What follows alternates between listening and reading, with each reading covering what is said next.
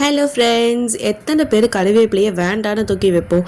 அவங்க எல்லாருக்கும் சொல்கிறேன், இப்போ வேணும்னு எடுத்து சாப்பிடுவீங்க. அந்த மாதிரி ஒரு டிஷ் தாங்க. இப்போ அதுக்கு தேவையான பொருள் சொல்கிறேன். கொஞ்சமாக மிளகா, அதாவது காரத்துக்கு ஏற்ப நான் ஒரு 3 மிளகாய் எடுத்துக்கிட்டேன். அது கூடவே உப்பு சேர்த்துட்டு ஒரு கைப்பிடி அளவை விட அதிகமாகவே கருவேப்பிலை எடுத்துக்கிட்டேன். அதில் கொஞ்சமாக தண்ணி விட்டு இதை நல்லா பேஸ்ட் மாதிரி அரைச்சி எடுத்து வச்சுக்கலாம்.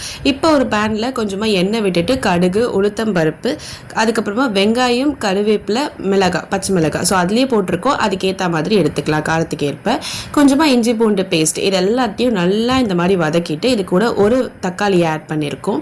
இதையுமே நல்லா வதக்கிக்கலாம்.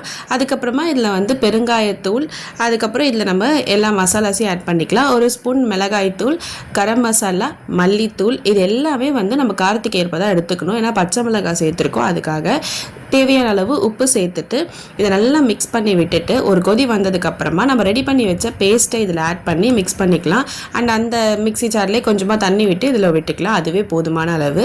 அது கூடவே பார்த்தீங்கன்னா ஒரு 3 ஸ்பூன் அளவுக்கு புளி தண்ணி, கொஞ்சமாக மஞ்சத்தூள், இது எல்லாத்தையும் ஆட் பண்ணி நல்லா இந்த மாதிரி கொதிக்க விடுங்க.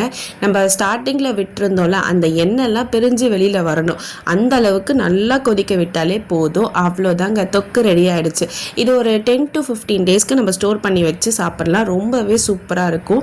ஒரு கிளாஸ் பாட்டிலில் ஸ்டோர் பண்ணிங்கன்னா சீக்கிரமாக கெட்டு போகாமல் இருக்கும். இதில் கொஞ்சமாக நான் ரைஸ் போட்டு மிக்ஸ் பண்ணி காமிக்கிறேன். நெய் விட்டு அண்ட் என்கிட்ட கொஞ்சம் பட்டாணி இருந்தது, அதையும் போட்டு காமிச்சு. எவ்வளோ சூப்பராக இருக்குது பாருங்கள். நீங்களும் ட்ரை பண்ணி பார்த்துட்டு எப்படி வந்துச்சுன்னு கமெண்ட் பண்ணுங்கள். அப்படியே லைக் பண்ணுங்கள், ஷேர் பண்ணுங்கள், சப்ஸ்கிரைப் பண்ணுங்கள். டாடா பாய்.